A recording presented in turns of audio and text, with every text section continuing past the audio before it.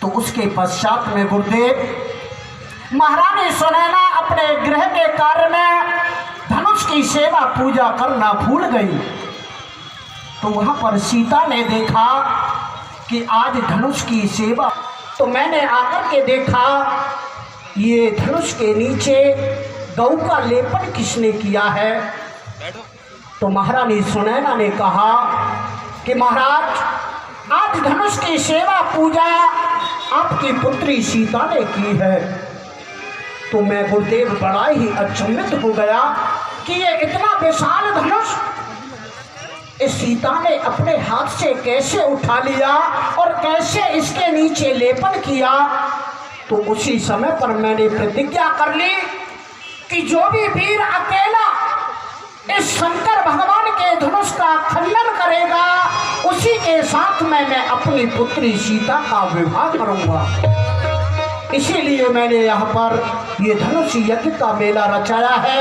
सभी देश और देशांतरों से राजेंद्र आ रहे हैं और गुरुदेव सभी राजाओं के लिए मैंने सुंदर सुंदर सिंहासन बनवाए हैं, लेकिन आपके लिए एक विशेष ही सिंहासन बनवाया है। आइए मैं आपको उस सिंहासन पर बैठा देता हूँ। सब मंचन ते मंच एक सुंदर विशद विशाल, मुनि समेत दो बंद कहाँ बैठा रे महिपाल रे तुलसी बैठा रे महिपाल।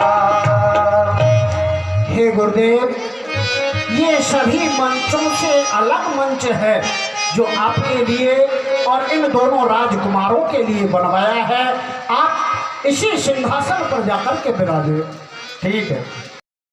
राम के रग में काया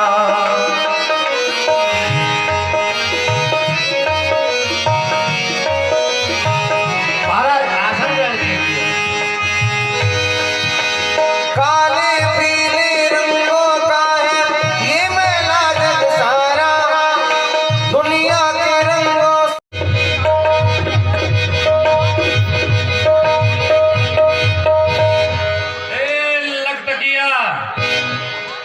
मेरे बाप के बेटे इधर उधर देख रहा है, उस पे बोल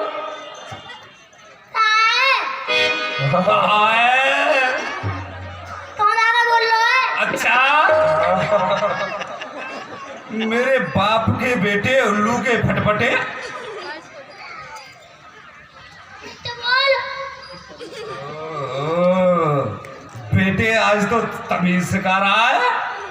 ये बता हमारे पास में जब हम अपने दफ्तर में बैठे हुए थे तो हमारे पास में एक साथ 3-4 तार और टेलीफोन आए थे।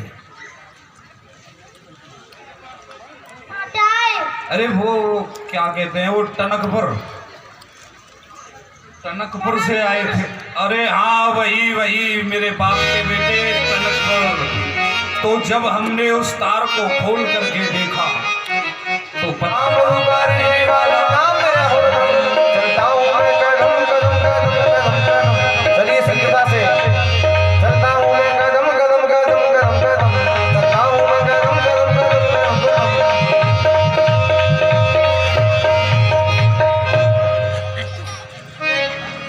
अरे भाई ये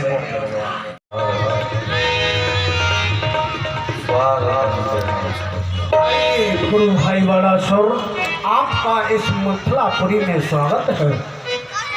ज्ञान वेंद्र की ने कृपा आयो वो फल दे मम पूरण के काज को आज कृतार्थ की।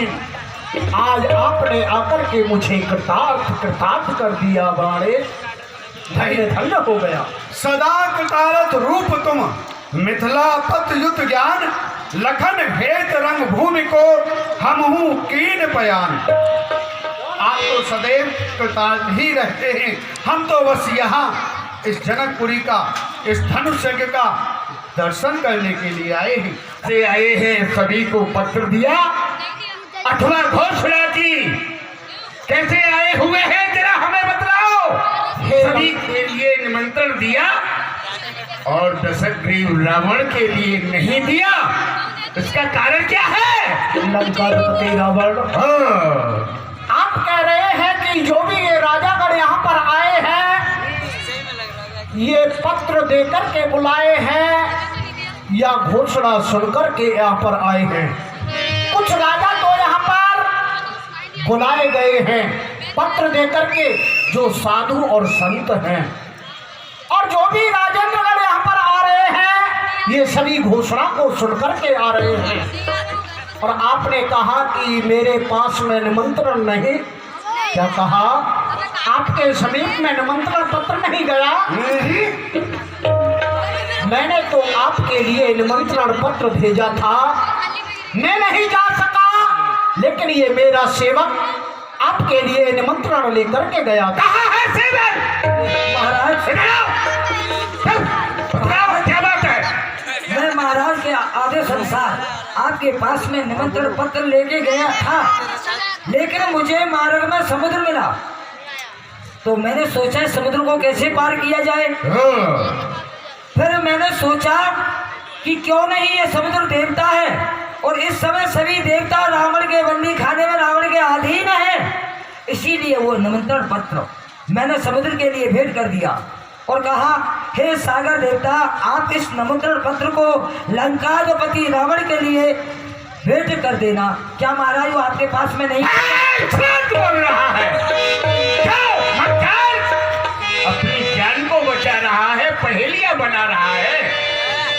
समुद्र के यहाँ पर यदि तू पत्र भेजता तो उसका इतना साहस नहीं समुद्र का, वह पत्र लंकेश के समीप न भेजे।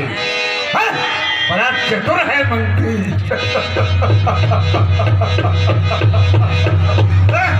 फलते फलते कौशल से मैं सीता को हर लाऊंगा, पल पल भटका कर राम तुम्हें मैं डाहन खोब लाऊंगा। अच्छा सुनो, ये हुई अब मन की बात है, बस तुम जाने और हम जाने, माया से किसे जीव प्राणी यह जाने। अच्छा आज्ञा करुणा निधान, अब तो केवल रण प्रांगण में मिलना होगा, वहां आकर के मैं कह दूंगा जो भी कुछ मुझको कहना होगा। आपके लिए बहुत देर से कष्ट हो रहा है, मैं नहीं चाहता, मैं आपके रूप स्वरूप के लिए भली प्रकार से जानता हूँ। आप चलिए लंकेश से बताए हैं। ओ भरतपुर नहीं, भरत जी, तो धनुष तोड़ने के लिए आए हैं। हाँ धनुष तोड़ेंगे। आइए तोड़िए, रणवारी नरेश तोड़िए, तोड़िए तोड़िए।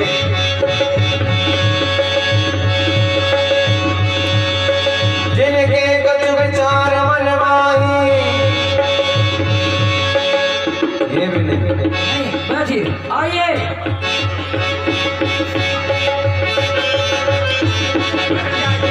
तोड़िए तोड़िए। जिनके गज विचार मन माही, चाप समीप महीप न जाई।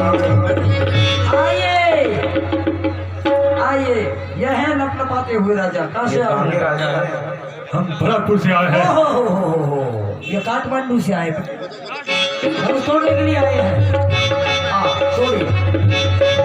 ध्यान रखिए, तोड़िए। इनके बस की बात नहीं है। बैठ जाइए। ओह यार, तुमसे रास्ता तो चला नहीं जा रहा है, क्या धनुष तोड़ोगे? बैठ। कुछ कह रहे हैं।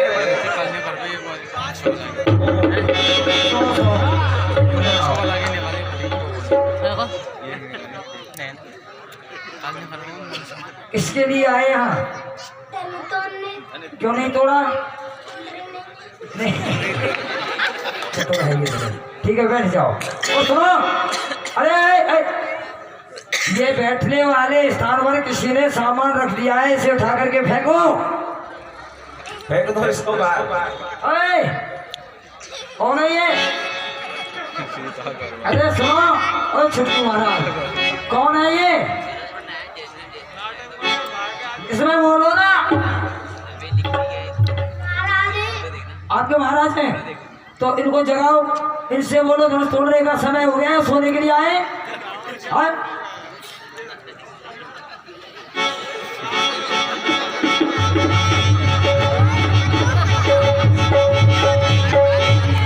जागो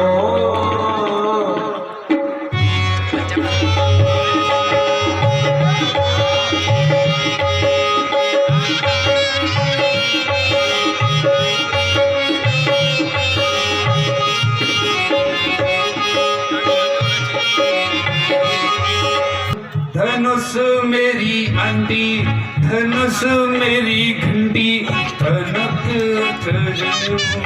उड़िए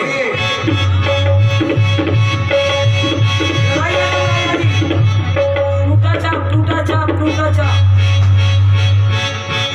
कहाँ है सांप, कहाँ है सांप? किसने बोला सांप? अभी तो आप कह रहे थे कि आया सांप, आया सांप। नहीं महाराज, टेढ़ी वस्तु को संस्कृत में अजगर बोलते हैं कि टूटा। मेरे बाप के बेटे, उल्लू के फटफटे, कबूतर के नाती, तेरी संस्कृत को चलना यही था बात। ये आपकी घोषणा सुनाई और सभी राजाओं ने धनुष के ऊपर प्रतन किया। तोड़ना तो दूर रहा, तिल मात्र उसे जमीन से हिला भी नहीं पाए।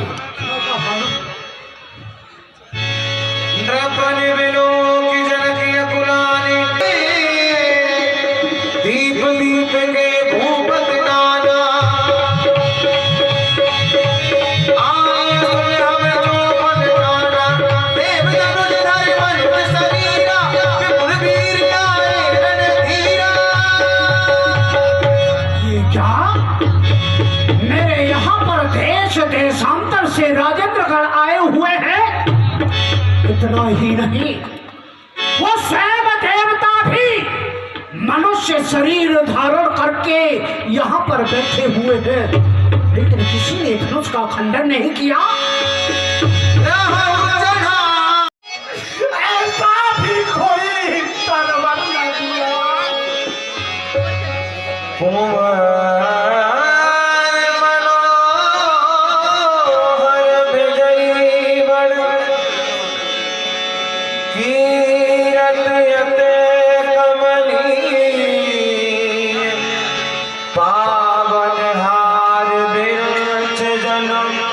रचहु न धनो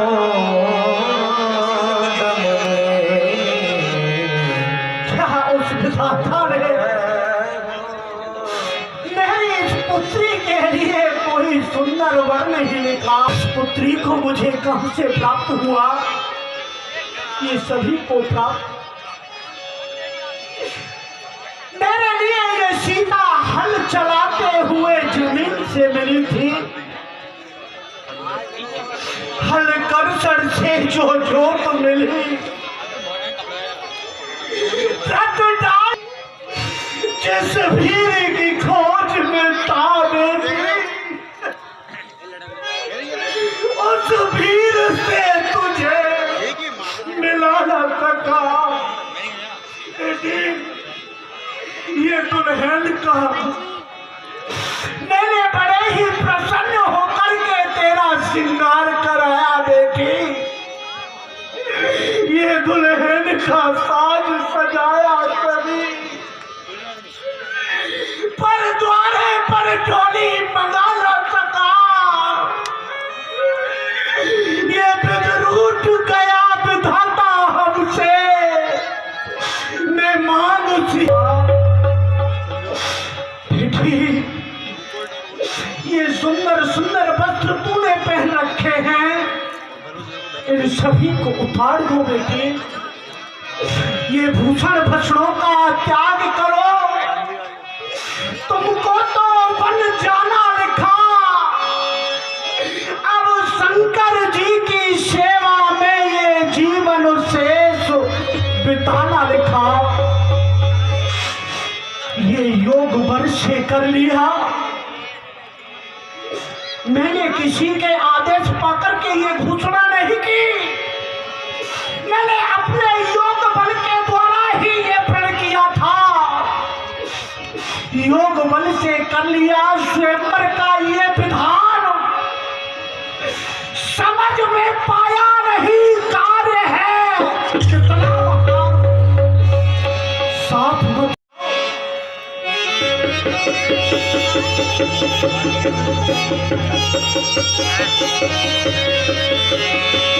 अब जन महुआ की भटवानी, अब जन महुआ की भटवानी, तीर वीर वही मिटानी, तीर वीर वही चला जाओ।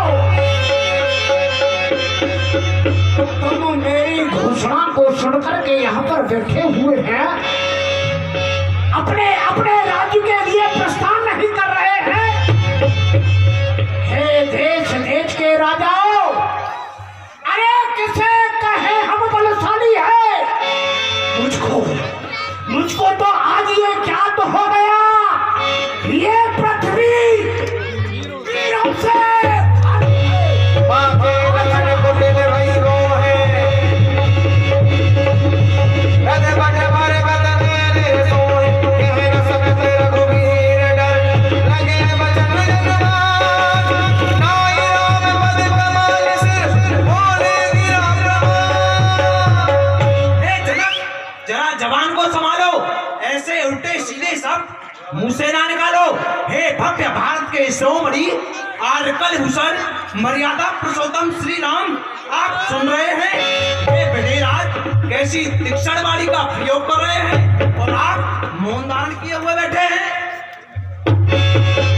रघुवंश में जाते हुई ते समाज अस कहे न कोई, कही जनक जस अनुचित वाणी, ये प्रद्यमान रघुकुल रघुपति आज जनक सती तो कह रही है, क्योंकि उनका प्रण था, यदि कोई राजा इस धनुष का खंडन कर देगा तो मैं अपनी पुत्री का विवाह उसी के साथ कर दूंगा। परंतु लक्ष्मण, इस धनुष का खंडन किसी राजा से नहीं हुआ तो उनका प्रण वो अधूरा रह गया। लक्ष्मण, उनको वही सम्मान दो जिस प्रकार से हम अपने पिताजी को देते हैं। लक्ष्मण, और अभी तो हमारी गुरुदेव बैठे हैं, चलो श्री राम ने बैठ समझाया। खबने जुबान राज न जाए, से जग चले सकल जग स्वामी, मत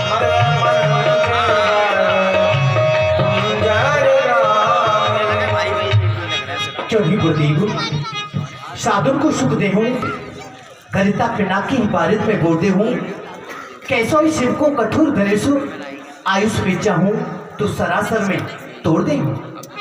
आज्ञा पाकर आपकी करने जाता काज, भरी इसकी लाज। गुरुदेव, मुझे आशीर्वाद दो। चाप समीप राम जब आए, नर नारी सब सुकृत मनाए। प्रभु श्री राम जैसे धनुष के समीप पहुंचे हैं तो मिथिलापुर के जितनी भी नर नारी हैं सब ठाकुर जी से यही मांग रहे हैं कि हे विधाता, प्रभु श्री राम जैसे धनुष के समीप पहुंचे तो आप हल्के हो जाना, प्रभु श्री राम आपको उठाएं तो उठ जाना। हमारे जितने भी सुकृत पुण्य हैं हम सभी इस राजकुमार को प्रदान करते हैं, आज श्री राम धनुष का खंडन कर दें। यहाँ प्रभु श्री राम ने गुरु ही प्रणाम मन ही मन कीना, अपने गुरुदेव को मन ही मन प्रणाम किया है। कौन से गुरुदेव को? मुनि विश्वामित्र को भी प्रणाम करके आए हैं, लेकिन मन ही मन प्रणाम किया है गुरुदेव वशिष्ठ के लिए जो अयोध्या में विराजमान है, और अपने गुरुदेव भगवान को प्रणाम करके गुरु ही प्रणाम मन ही मन कीना, अतिला नव उठाए धनुनीना, अतिला नव उठाए धनुनीना। जय हो। लेत चढ़ावत के गते गाहे, काहू न लगा देख सब ठाणे, देई जन भक्ति राम धन तोड़ा, हरे भुवन भुवन भोर कटोरा, हरे भुवन भुवन भोर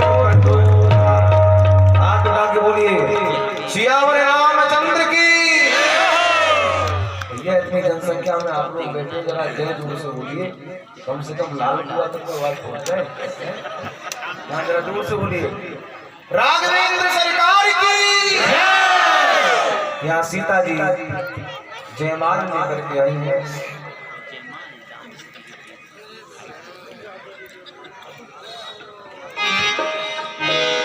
सतानंद तब आयुष दीना, सीता गवन राम कहे कीना।